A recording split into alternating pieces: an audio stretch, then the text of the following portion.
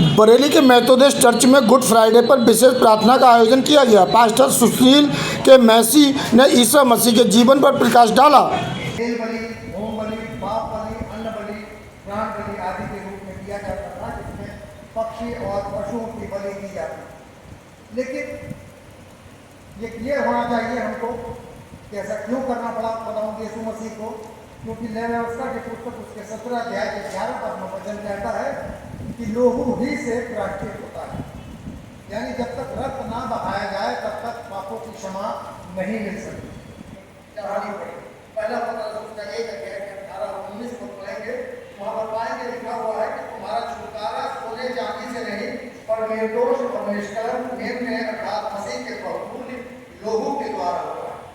तो मेरे प्रियो, इसीलिए प्रभु यीशु मसीह की परमेश्वर और हमारे बीच में एक यानी मनुष्य के बीच में एक वादा है। मेरे प्रियो, हिब्रू भाषा का शब्द है गुलगुता। आप जानने के लिए जब पढ़ेंगे इंग्लिश में उसको कैलवरी कहते हैं और उसी को दूसरे शब्दों में स्थल या खोपड़ी भी कहते हैं। से 9 पैर तक पूरा अंधकार छा गया है, मानो पिता और सारी सृष्टि जो है अपार सागर में गम के सागर में, दुख के सागर में डूबी हुई है। और ये है जो सजा दी जाती थी उसमें पत्थरवाह किया जाता, पत्थर से मार करके लोगों को जो अपराधी होते थे उनको खत्म कर देते थे। लेकिन बाद में जब रोमी साम्राज्य आया तो उन्होंने फिलिस्तीन में ये सजा लागू की कि क्रूस पे चढ़ाया जाए। लेकिन फिलिस्तीन में उससे पहले तलवार से सर कलम कर देते थे अपराधी का, जिसको वो मारना चाहते। लेकिन फिर बाद में उनको ये समझ में आया कि सर अगर कलम कर देते हैं तो अपराधी को बिल्कुल 1 सेकंड के अंदर में उसके प्राण निकल गए और उसको कोई तकलीफ नहीं हुई तो उसको कोई सजा देंगे।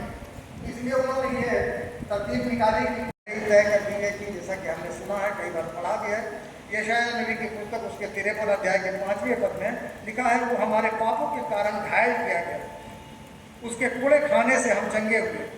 यशायाह 7:12 में कहता है वचन कि वो सताया गया पर मुंह न खोला और वो अपराधियों के संग गिना गया। तो मेरे प्रियो, खुदावंद यीशु मसीह को जब सलीबी मौत दी गई, अपराधियों से मिला गया, तो उस तरीके के सलीबी के आपस में बांट दी। ये बात जो है कपड़े बांटने की आपको भजन संहिता उसके 18 लिखा गया है कि जहाँ और हमारे सब अपराधों को क्षमा किया। तो हमारे सब अपराधों को पिता परमेश्वर क्षमा करते हैं।